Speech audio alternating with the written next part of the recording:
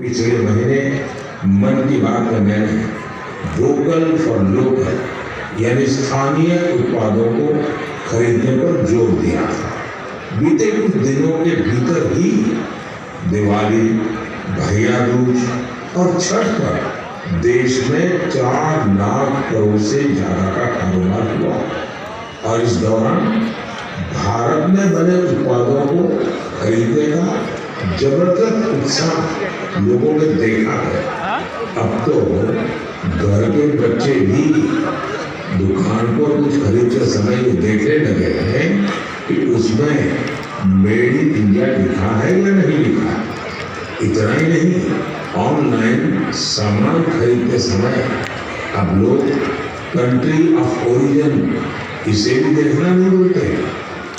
साथियों, जैसे स्वच्छ भारत अभियान की सफलता ही उसकी प्रेरणा बन रही है, वैसे ही वोकल फॉर लोकल की सफलता विकसित भारत, समृद्ध भारत के द्वार खोल रही है।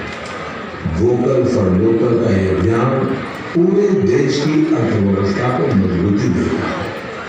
वोकल फॉर लोकल अभियान रोजगार की गारंटी, ये विकास की गारंटी, ये देश के संतुलित विकास की गारंटी। इससे शहरी और ग्रामीण दोनों को समान अवसर मिलते हैं। इससे स्थानीय उत्पादों में वैल्यूएशन का भी मार्ग बनता है और अगर कभी वैश्विक अर्थव्यवस्था में उतार चढ़ाव आता है तो वोकल फॉर लोकल का मंत्र हमारी अर्थव्यवस्था को संरक्षित भी करता है।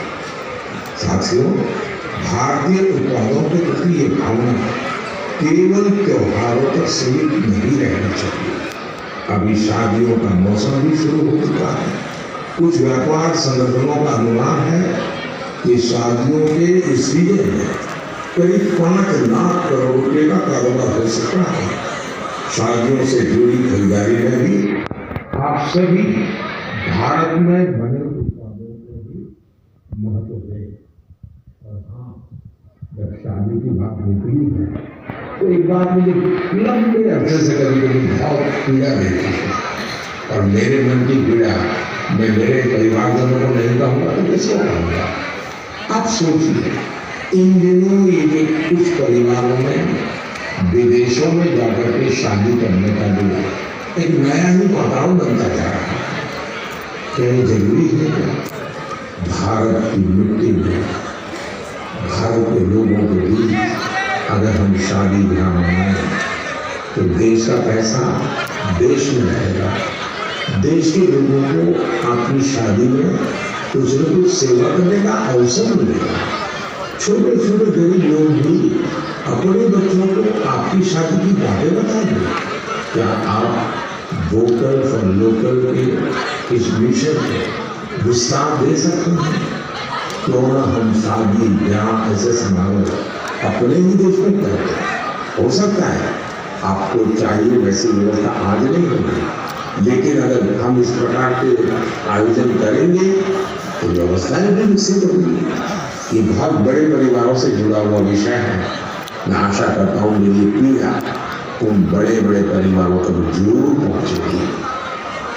मेरे परिवारजनों, त्योहारों के इस मौसम में एक और बड़ा ट्रेंड देखने को मिला है।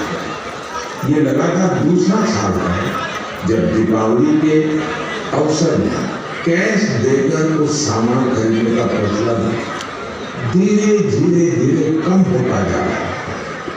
यानी अब लोग ज्यादा से ज्यादा डिजिटल पेमेंट कर रहे हैं। ये भी बहुत उत्साह बढ़ाने वाला है। आप एक और काम कर सकते हैं। आप तय करें कि 1 महीने तक आप यूपीआई से या किसी डिजिटल माध्यम से ही पेमेंट करेंगे, कैश पेमेंट नहीं करेंगे। भारत में डिजिटल क्रांति की सफलता ने इसे बिल्कुल संभव बना दिया। और जब 1 महीना हो जाए तो आप मुझे अपने अनुभव, अपनी फोटो जरूर शेयर करिएगा। मैं अभी से आपको एडवांस में अपनी शुभकामनाएं देता हूँ। मेरे परिवारजनों, हमारे युवा साथियों ने देश को एक और बड़ी खुशखबरी दी जो हम सभी को गौरव से भर देने वाली है। इंटेलिजेंस, आइडिया और इनोवेशन आज भारतीय युवाओं की पहचान है।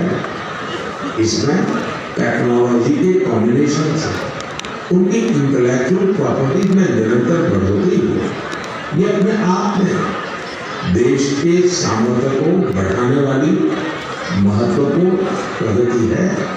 आपको ये जानकर अच्छा लगेगा कि 2022 में भारतीयों के पेटेंट आवेदन में 31% से ज्यादा की बढ़ोतरी हुई है।